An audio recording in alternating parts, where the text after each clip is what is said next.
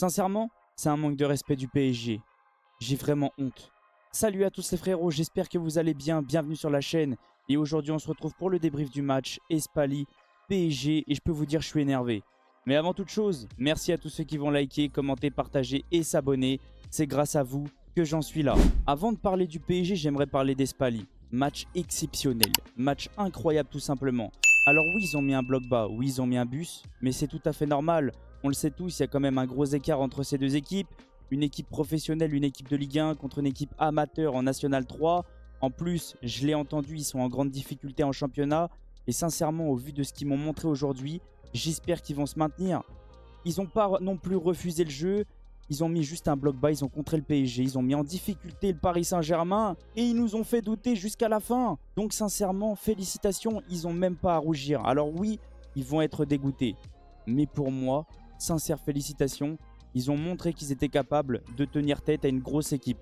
Donc j'espère sincèrement qu'ils vont se maintenir tout simplement. Et maintenant, je vais parler du Paris Saint-Germain et je vais vous expliquer pourquoi je suis énervé. Dans ce genre de match-là, les joueurs qui ne sont pas d'habitude titulaires, ils doivent tout simplement jouer à fond, montrer qu'ils sont capables d'être titulaires tout simplement. Et là, c'est tout le contraire. Il y a des joueurs qui ont été catastrophiques. Luis Enrique a fait plein de changements à la mi-temps et c'est tout à fait normal. Il a carrément montré à tous les supporters le pourquoi du comment il fait ses choix. Ramos, waouh, je ne l'ai pas vu du match, invisible. Tenas, les 2 buts sont pour lui. Zaghi, catastrophique. Fabien Ruiz, nullissime. Et je ne vais pas non plus dire des méchancetés ou autres, mais sincèrement j'ai honte. Je suis dégoûté de ce que j'ai vu du PSG aujourd'hui. On est parti maintenant pour le débrief et vous allez vous en rendre compte. Paris était en grande difficulté. Espali nous a fait douter de la 3e à la 92e minute. Mais avant toute chose, pour tous ceux qui parient, faites attention parce que les paris sont dangereux. Et on le sait tous, pour tous ceux qui ont moins de 18 ans, les paris sont interdits. Début du match, je me dis, on est parti, le PSG va dominer. On est quand même contre une équipe amateur. Faut pas non plus les sous-estimer, mais on est quand même au-dessus. Et bah pas du tout, j'aurais dû m'écouter. La Coupe de France, c'est la magie. Si tu respectes pas ton adversaire, même si c'est une équipe amateur, tu vas le payer. 3e minute, sortie catastrophique de Tenas, ouverture du score d'Espali. Et Espali, même si oui, ils sont derrière, même si oui, ils ont un bloc bas, on a senti qu'ils avaient envie de répondre présent tout simplement. Et c'est pour ça que j'ai pas arrêté de les féliciter. Et c'est ce que je vais faire toute la vidéo. Première mi-temps du Paris Saint-Germain, catastrophique. Même si oui, on marque, Warren égalise à la 37e minute. On l'a vu, je pense que Luis Enrique aussi. Il fait 3 changements directs. Il fait sortir Zaghi, Fabien Ruiz et Mayulu. Je me dis, il fait rentrer des titulaires, ça va peut-être être mieux. Et bah pas du tout, j'ai l'impression que c'est la même chose. Alors oui, Vitinha a quand même fait circuler le ballon un peu plus vite. Mais on l'a ressenti, le PSG n'était tout simplement pas à fond. Le PSG a manqué de respect à l'adversaire. Et le PSG s'est fait punir. Alors oui, on marque à la 67e, Désiré Doué, 2-1 pour Paris. Dans ma tête, je me suis dit, ok, le PSG prend le dessus, le PSG maintenant va enchaîner, Espali va craquer. Pas du tout, on recommence. Mauvaise relance de Axel Tapp. Je ne sais pas ce qu'il fait encore Tenas.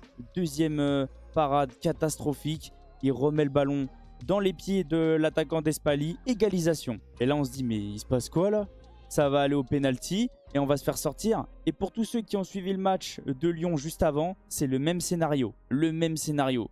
Donc dans ma tête, je me suis dit, ça va être la même. On va se faire sortir au penalty. Et je pense qu'Enrique était en panique aussi. Parce que pendant ce temps-là, il était en train de faire échauffer Safonov sur le côté pour le faire rentrer à la place de Tenas. C'était la panique au Paris Saint-Germain. Heureusement, but de Barcola à la 88e et but de Ramos à la 92e. Mais j'ai même pas envie de me réjouir. J'ai honte tout simplement de ce que j'ai vu aujourd'hui du PSG. C'était vraiment, mais vraiment nullissime.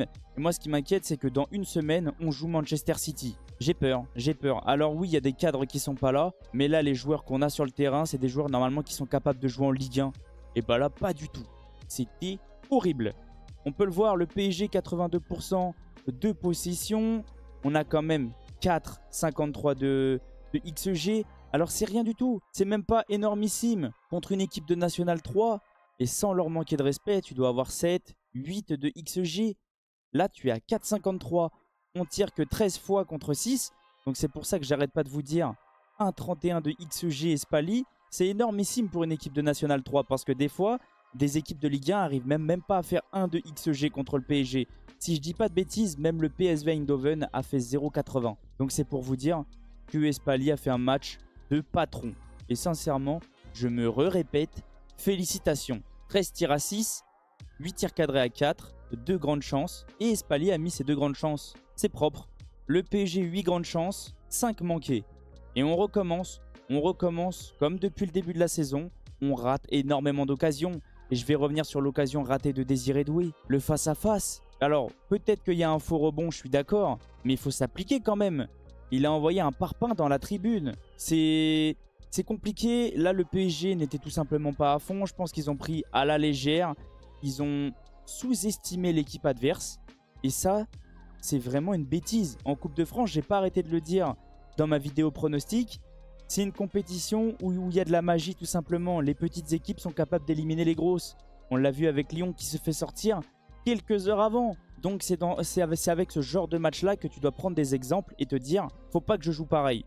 Il faut que je réponde présent, il faut que je respecte l'adversaire, il faut que je joue mon football et il faut que je marque. Bah, on a failli se faire punir. Et si Espali se qualifie, bah, c'est pas immérité non plus. Alors oui, on domine, mais eux ont joué tout simplement avec leurs armes.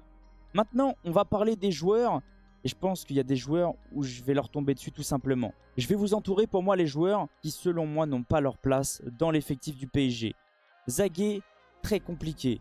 Fabien Ruiz, catastrophique. Ramos, je ne l'ai pas vu du match, mais je ne peux pas encore lui tomber dessus parce qu'il revient de blessure. Mais c'était très compliqué, donc je vais quand même mettre une croix juste en dessous. Mayolou, le match qu'il a fait contre Saint-Etienne était très intéressant. Là, je pense que c'était peut-être la fatigue physique. Arnaud Tenas, on l'a vu, c'est trop léger. Les sorties, même sur sa ligne, pas terrible. Axel Tapp, je crois que ça se dit bien comme ça. Je peux pas lui tomber dessus. Il est ultra jeune. Son premier match en professionnel. Je pense qu'il avait énormément de pression. Alors oui, Luis Enrique a essayé de le lancer. On l'a vu, c'était un petit peu compliqué. Mais les petits jeunes, je veux pas leur tomber dessus. Je veux leur laisser le temps, voir un petit peu qu'est-ce que ça va donner. Au niveau des entrées, ça a fait du bien malgré tout. On l'a ressenti que c'est des joueurs quand même titulaires de base. Willian Pacho, derrière c'est solide. Lee Kangin a quand même apporté. Même Vitinha, même Nuno Mendes offensivement a fait mal quand même. Mais c'est là que je me dis, va falloir clairement quand même qu'on se renforce. Parce que pour moi, l'effectif est beaucoup trop léger. Si Hakimi ne joue pas, il n'y a pas de doublure. Barcola, heureusement qu'il y a Kvaratskhelia qui arrive parce qu'il n'a pas de doublure à part Désiré Doué qui est normalement à l'intérieur du jeu. C'est pour ça que j'ai pas arrêté de le dire. Oui, le mercato estival est intéressant, mais le mercato estival est trop léger. Au niveau des gardiens aussi, sincèrement, on se plaint de Donnarumma et Safonov, mais Tenas, c'est encore pire. Donc va falloir aussi peut-être se pencher sur le poste de gardien de but et peut-être le remplacer. Alors pas pendant le mercato hivernal parce que c'est pas le plus important, mais le mercato estival, va falloir peut-être se dire soit en prêter un et en vendre un autre, soit en vendre deux tout simplement et en garder un. Ça, c'est à réfléchir, mais pour moi, on doit se séparer de quelques gardiens qui n'ont pas leur place au Paris Saint-Germain. En tout cas, merci à tous ceux qui sont restés du début jusqu'à la fin. Merci à tous ceux qui vont liker, commenter, partager et s'abonner. C'est grâce à vous que j'en suis là. Et je vais recommencer. Sincères félicitations Espali pour le match que vous avez proposé. Vous n'avez pas à rougir. C'était vraiment très intéressant. Moi, de mon côté, j'ai tremblé jusqu'à la fin. Et ça prouve que vous avez fait un bon match. En tout cas, je vais vous laisser sur ça. Passez une excellente soirée. Et on se dit à très vite. Ciao les potes. Et allez Paris tout de même. Mais il y en a, je vous oublie pas.